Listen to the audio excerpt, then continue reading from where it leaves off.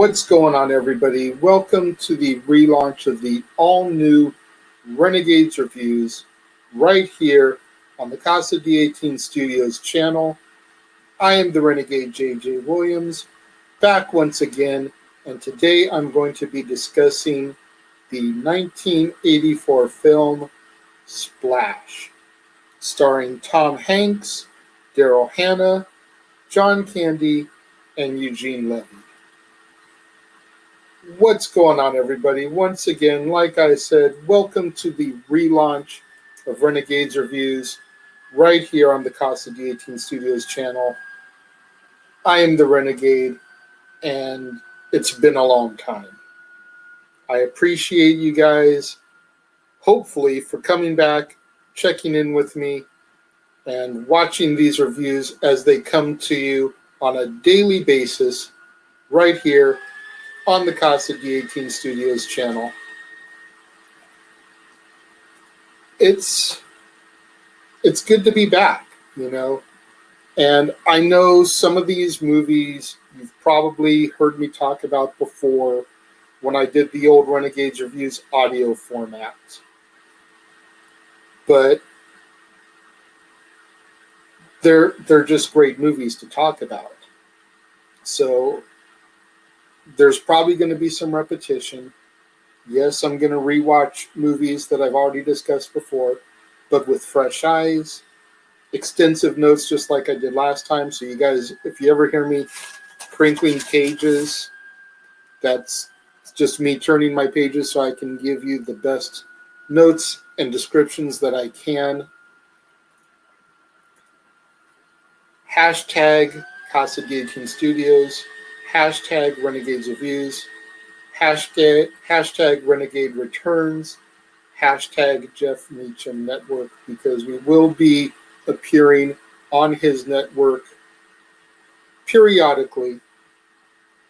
I believe he's going to have us there on the weeks where there is not a Dads on Wrestling episode, so you'll still get to see me on Fridays, even if I'm not alongside Jeff discussing whatever topic we are discussing. But in any event, today I am going to discuss on my relaunch the Tom Hanks film Splash. And you're probably wondering, why Splash? That's such an obscure movie to pick for your first movie. Well, this month on the Jeff Meacham Network, one of our episodes of Dads on Wrestling is going to be the top 10 Tom Hanks films. So I figured, what better relaunch point for Renegades Reviews than to do movies based on a list that I'm doing with Jeff. I don't remember if Splash appears on my list, and I don't want to give any spoilers there. But just know that me and Jeff's Tom Hanks lists are going to be the best of the best. Another reason I picked Tom Hanks films for January, all January I'm going to be doing Tom Hanks films. So Tom Hanks, in my opinion, is one of the best actors of my generation, hands down. I cannot think of a bad Tom Hanks film. And I defy you guys to name some in the comments below. Please. I have no problem debating and being interactive with you guys. If you feel there's a bad Tom Hanks movie, let me know what it is. I will agree that there are some Tom Hanks films that aren't as good as some of his other ones, but I've enjoyed every film of his that I've seen, which is why I can honestly say that I feel there are no bad ones. Splash from 1984 was the first film distributed by Walt Disney's Touchstone Films distribution as well. And it was also his first major starring role outside of Bosom Buddies. He had been in a horror film back in 80-81, but it was a small part.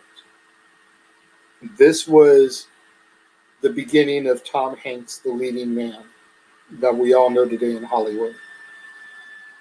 Tom stars as Alan Bauer, alongside John Candy as his brother Freddie, Eugene Levy, Dr. Walter Kornbluth and Daryl Hannah as the mermaid Madison.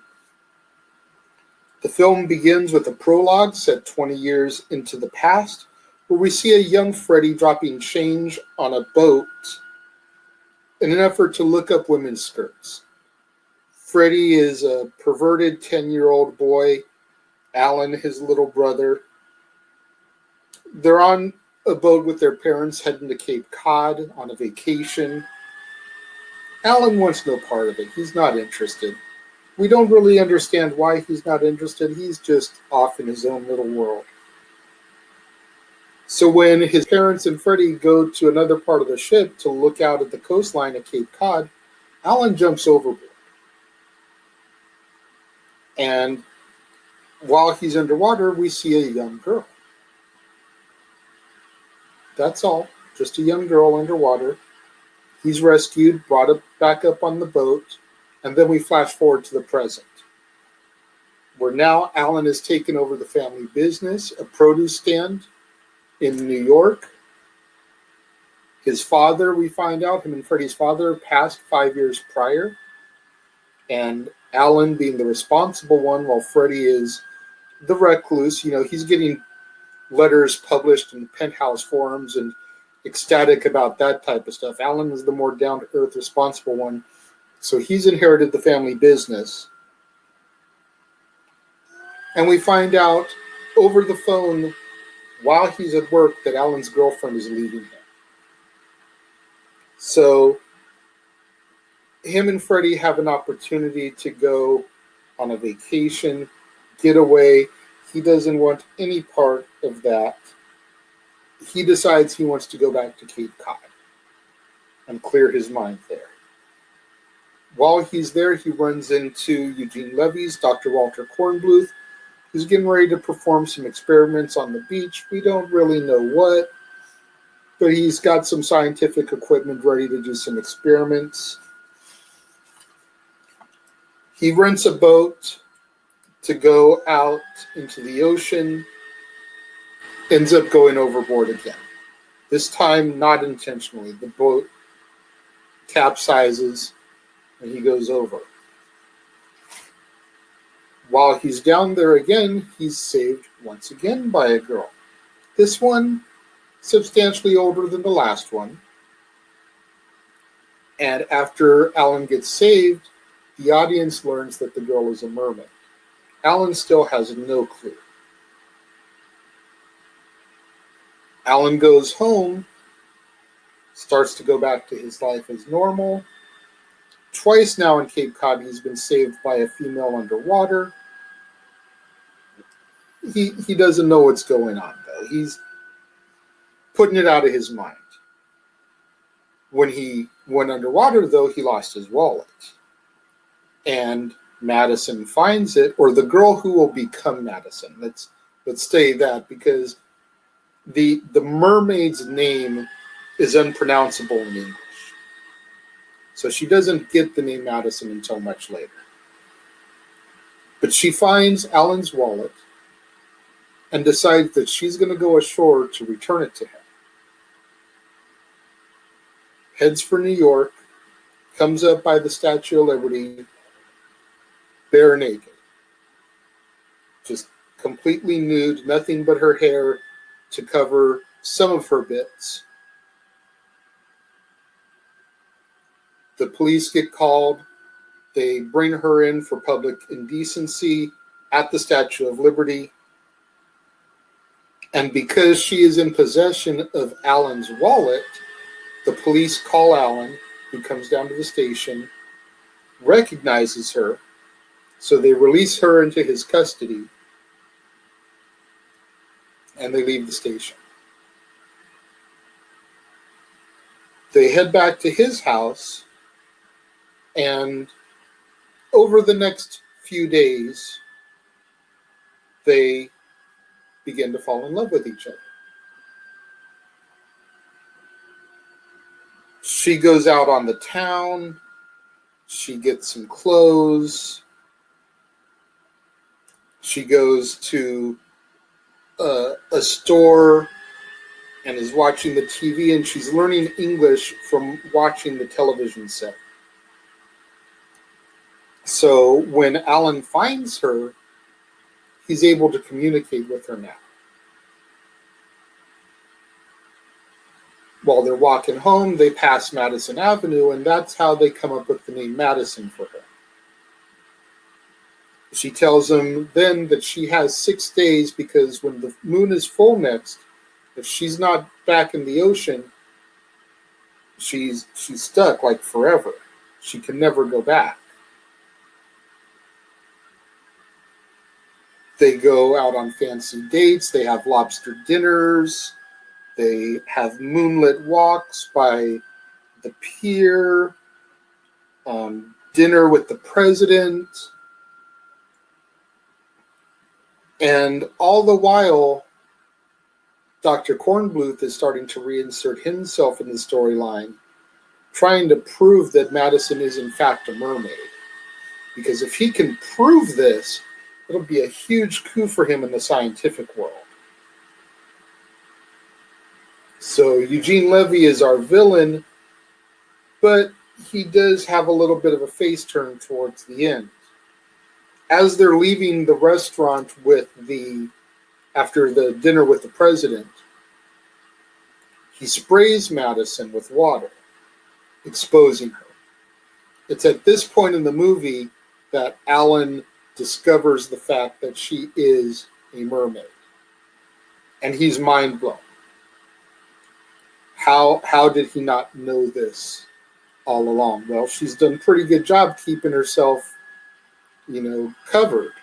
When she would get in the bath and get wet, her fins would appear, and she managed to get dried off before he could come into the room and catch her.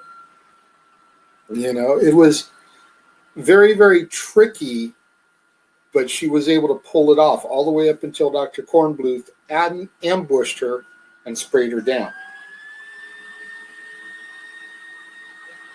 They then bring her into the scientific offices. They start performing tests on Madison as well as Alan, because Alan and Madison, since they've been forming this relationship, have had sex and all that type of stuff that comes with love.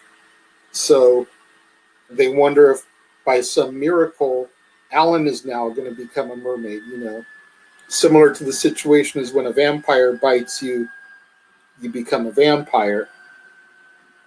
Well, by having sex with a mermaid, did Alan become a mermaid? So they perform tests. After 12 hours of tests on Alan, they realize that he's not a mermaid. So they let him go, but they keep Madison locked up, away from her love. Time getting limited before she has to return to the ocean. And it's at this point that Dr. Kornbluth has his face turned. He realizes how sad she is, everything that they're putting her through, realizes what he's done. So he gets in touch with Alan and Freddie, and they all form a team to bust her out of there. And the three of them work together, get her out. Freddie stays behind in the tank just so that when the security comes in, there's somebody there for them to catch, and he can make a smart comment as only John Candy can. Alan and Madison escape to the riverbank. She tries to persuade him to join her. And at first he's hesitant. He's like, no, my life is here, but go, or else you won't be able to anymore. So she jumps in. There's a high-speed chase with military and Coast Guard leading up to this point. She escapes by jumping in the water. And he finally realizes that either he has the opportunity to go with her and be happy and be in love, or probably go to jail for breaking her out. He jumps into the water with her, and they both swim off underwater to live life happily ever after. I really enjoy this movie, and it had been a long, long time since I had seen it before watching it for this. Long time. Like, full disclosure, I'm 44 years old now. It's probably been at least 10 years since I've seen this all the way through. At least. I forgot how good this movie was. Like, I remembered bits and pieces of it. Most famously, the scene with John Candy and Tom Hanks in the gymnasium playing racquetball up against the wall, and John Candy getting beamed in the head by it. You know, there were little bits and pieces I remembered about it, but I couldn't remember the entire movie. Hell, I didn't remember Eugene Levy was in it. I thought the first time I had seen Eugene Levy was in the American Pie films. Little did I know that I had seen him in this gym years before. But this was a really good movie. It definitely showed the charm of Tom Hanks and what would become and lead to his future roles as a leading man. Touchstone, as I said, this was the very first film Disney distributed under their Touchstone Pictures banner. There was even a little Easter egg for Disney in the movie. There's a scene in the very beginning, right after Alan has got Madison out of jail in the Statue of Liberty incident, and he's walking around work singing Zippity Doo Dah from Song of the South. Very, very popular Disney song, as I'm sure a lot of you know. Controversial as well, but that's a story for another day.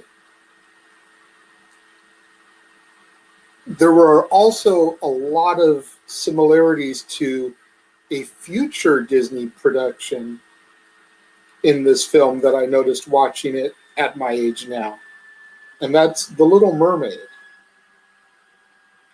You really think about it, you've got a man who has an accident at sea, Eric and Ellen, saved by a mermaid, Ariel and Madison, have fancy seafood dinners with each other. Eric and Ariel have the scene in Eric's castle where she uses the fork as the hairbrush, the dingle hopper, and Sebastian is about to get served. And then in Splash, there's the fancy lobster dinner, where Madison just takes an entire cooked lobster, doesn't crack it or nothing, just rips into it with her teeth and tears it apart. Says that's how they do it where she comes from. And then they both live happily ever after.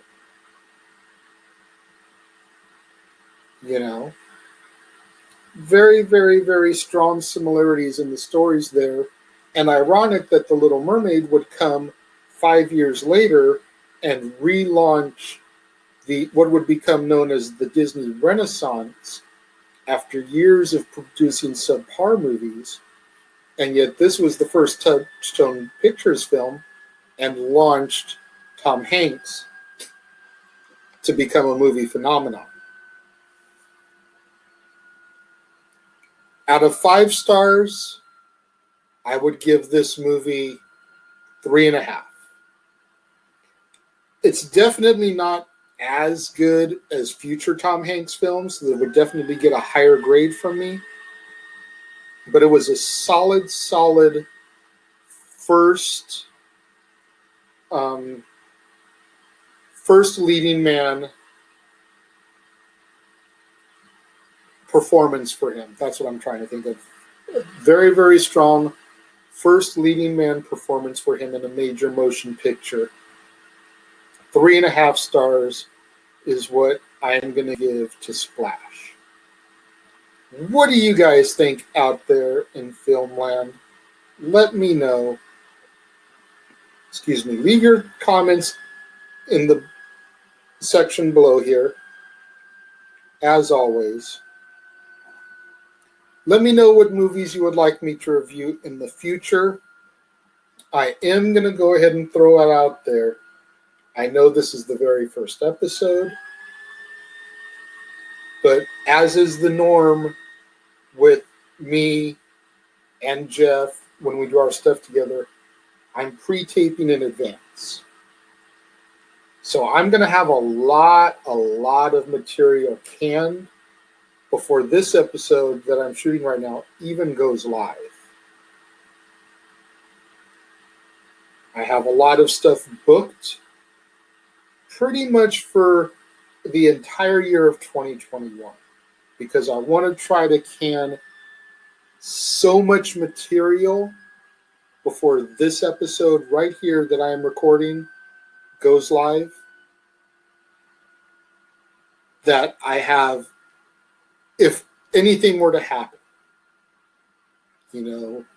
I ended up getting busier at my job or any kind of life crisis. I want to have a lot of content already ready for you guys so that you guys don't miss out just because of something that happens in my life. We interrupt this episode of Renegades Reviews for an important announcement about merchandising. Merchandising? What's that? Merchandising. Come, I'll show you.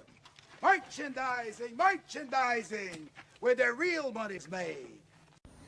Make sure you go over to teespring.com/stores/Jeff Meacham Network for all the t-shirts you see here from the West Coast professor, Jeff Meacham himself.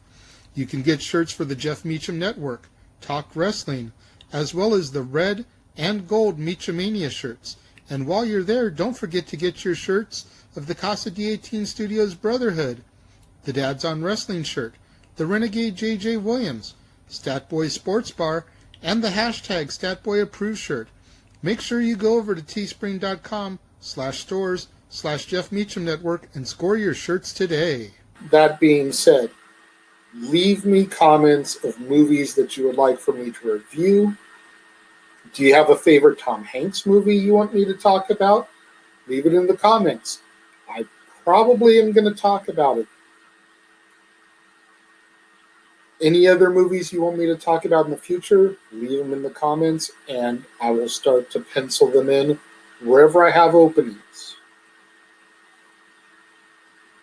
Full disclosure, I'm still recording this in the era of COVID.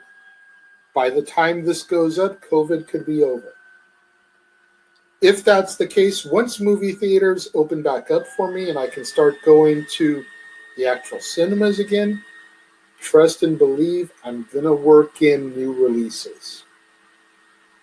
Until then, we're just going to have to stick with established films that are already out there via Netflix, Vudu, Disney Plus, Redbox, and my own extensive library of films. So, until the next time, right here on Renegades Reviews, only from Casa D18 Studios, I am the Renegade J.J. Williams, and I will see you next time.